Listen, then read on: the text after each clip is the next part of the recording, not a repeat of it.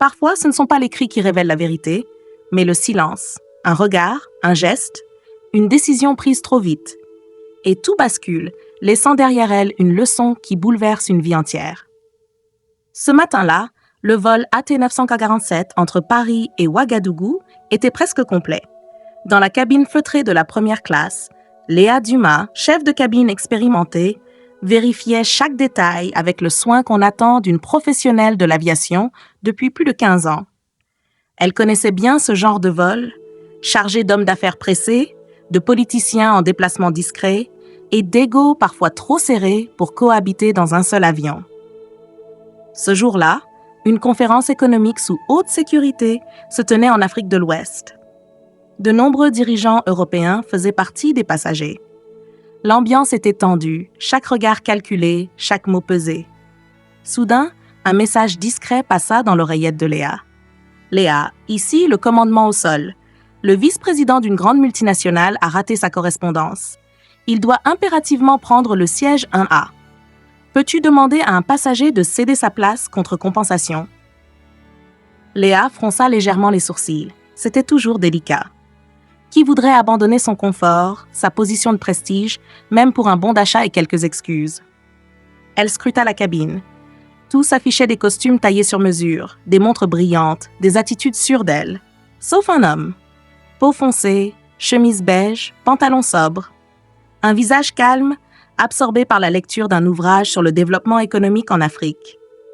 À première vue, il ne correspondait pas au décor. Elle s'approcha avec courtoisie.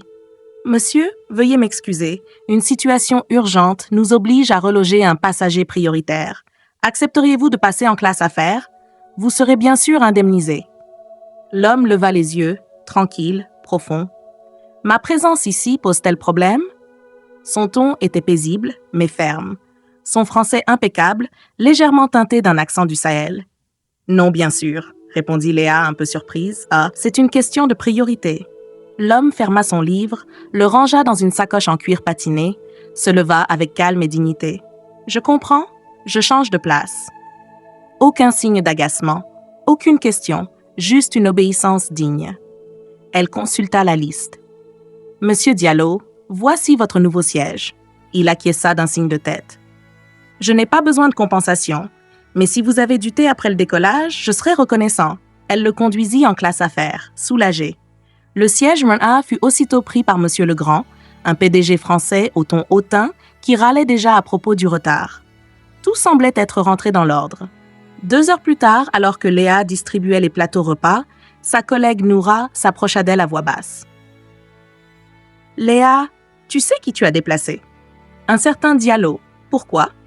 Ce n'est pas n'importe qui, c'est le président du Burkina Faso. » Léa sentit un frisson lui parcourir la nuque. « Tu plaisantes? » Pas du tout. Il voyage discrètement, souvent sans escorte. Le commandant vient d'être informé par la tour de contrôle. Une délégation l'attend à Ouagadougou. Léa se figea. Elle avait fait quitter son siège à un chef d'État pour y installer un homme d'affaires arrogant. Elle regarda discrètement vers la classe affaires. Monsieur Diallo, ou plutôt son Excellence, sirotait son thé avec calme, comme si de rien n'était. Aucune remarque, aucune plainte, un silence, plus fort que 1000 discours. Léa sentit une boule se former dans sa gorge. Elle s'était fiée aux apparences, à une chemise simple, à une attitude discrète. Elle n'avait pas vu la grandeur, la vraie. Objectif de l'image utilisée, cette scène illustre une réflexion profonde sur les jugements rapides basés sur l'apparence. L'image est une mise en scène symbolique, représentant un moment de tension sociale inversée, où l'humilité silencieuse d'un homme puissant contraste avec l'autorité visible mais injuste d'une hôtesse piégée par les codes superficiels. Elle ne montre aucun événement réel, mais sert à visualiser l'émotion et la leçon au cœur de cette histoire. Si tu es encore là, c'est que cette histoire t'a touché. Alors n'attends pas, abonne-toi maintenant, active la cloche et laisse un like pour soutenir ce genre d'histoire qui parle à tous. Ton soutien compte. Et on continue l'histoire maintenant. La cabine semblait flotter dans un calme artificiel, bercée par les vibrations régulières du vol. Mais dans le cœur de Léa, c'était la tempête. Elle n'arrivait plus à regarder cet homme sans ressentir un mélange de gêne et de respect profond. Il n'avait rien dit, Il n'avait pas protesté, ni même levé un sourcil lorsqu'elle lui avait demandé de céder sa place. Et pourtant, c'était un chef d'État, un homme que beaucoup auraient servi avec cérémonie, mais qu'elle avait traité comme un simple passager de trop.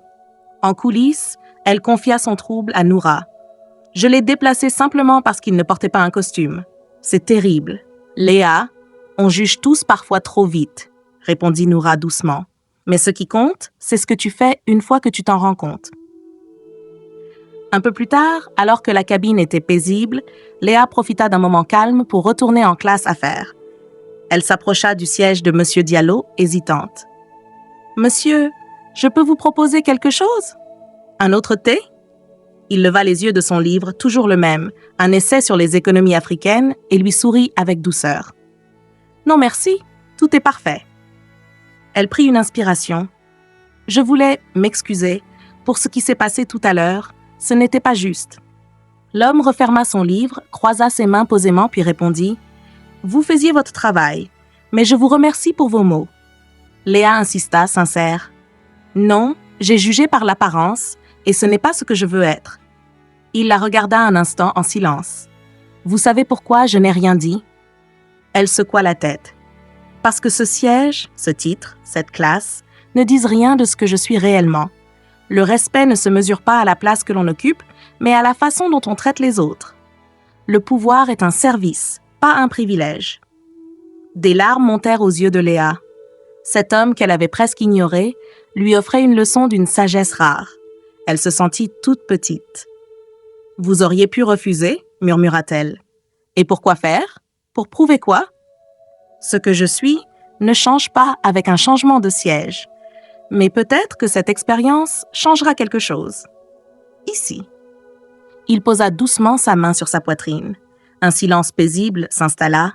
Par la fenêtre, les couleurs du crépuscule africain coloraient le ciel en pourpre et or. « Vous avez une belle vue, Monsieur le Président, » dit Léa avec un sourire ému. Il répondit avec malice. « Et vous avez un regard qui commence à voir plus loin que les apparences. C'est le début de quelque chose. » Plus tard, alors que l'atterrissage approchait et que l'équipage se préparait, Léa prit une décision. Elle se rendit en première classe, vers Monsieur Legrand. « Monsieur, un invité d'honneur est à bord. Un homme que nous devrions, par respect, replacer à l'avant pour l'arrivée. Accepteriez-vous d'échanger votre siège? »« Qui donc? » répondit-il agacé. « Le président du Burkina Faso. » Legrand pâlit légèrement. « Ah, bien sûr. Oui, évidemment. » En quelques secondes, l'homme se leva sans la moindre résistance. Léa retourna vers la classe affaires. « Monsieur le Président, nous aimerions vous inviter à reprendre votre place en première classe. » Il sourit, paisiblement. « Donc vous avez découvert qui je suis. »« Oui. Et je vous présente à nouveau mes excuses. » Il leva la main. « Ce n'est pas nécessaire. Je suis très bien ici. Ce n'est pas pour le confort, mais pour l'honneur qui vous est dû. » Il la regarda un moment, puis acquiesça. « D'accord, mais uniquement parce que je vois que cela compte pour vous. » Alors qu'il traversait la cabine, tous les regards se tournèrent vers lui. Certains passagers, qui ne connaissaient même pas son identité, le fixaient avec respect. Il dégageait une dignité silencieuse, une présence que rien n'habillait, mais que tout le monde ressentait. Il s'assit à nouveau au siège 1A, simplement sans cérémonie. Mais cette fois, ce n'était plus un siège, c'était une reconnaissance. La nuit s'était doucement posée sur l'horizon africain. À travers le hublot, les lumières de Ouagadougou scintillaient comme des étoiles renversées sur la terre. Léa observait discrètement l'homme désormais de retour en première classe. Cette silhouette sobre, cet esprit si calme, il représentait tout ce que le monde oublie trop souvent. La grandeur vraie, silencieuse, sans costume ni couronne. Alors que les passagers commençaient à rassembler leurs affaires, l'équipage recevait les dernières instructions. Une délégation diplomatique attendrait à la sortie de l'appareil, mais aucune annonce officielle ne devait être faite. Discrétion absolue. Dans un coin de la cabine, Léa s'accorda un instant pour écrire quelques lignes dans un petit carnet qu'elle emportait toujours en vol. Elle y nota, d'une main encore tremblante, « Aujourd'hui, j'ai demandé à un président de changer de place. Et il m'a répondu avec le silence de ceux qui n'ont rien à prouver. Il m'a appris une vérité que je n'oublierai jamais. Juger un être humain par son apparence, c'est ignorer sa lumière. Lorsque les roues touchèrent la piste, un silence inhabituel régna dans l'avion. Pas de hâte, pas de bousculade. Comme si chacun, à sa façon, avait perçu quelque chose de plus grand.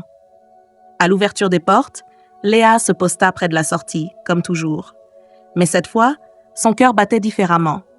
Monsieur Diallo s'avança, accompagné discrètement par 2 membres de l'équipage. Un petit groupe l'attendait sur le tarmac. Pas de fanfare, pas de tapis rouge, seulement quelques hommes en costume traditionnel, droits, dignes, silencieux. Léa le salua d'un regard respectueux. « Merci pour votre patience et pour votre leçon. » Il s'arrêta un instant. « Merci à vous. Vous savez maintenant que le respect ne dépend pas du siège, mais du cœur. » Puis il descendit. Pas un mot de plus, pas une exigence. Seulement cette manière unique de marcher, simple, ancrée et puissante.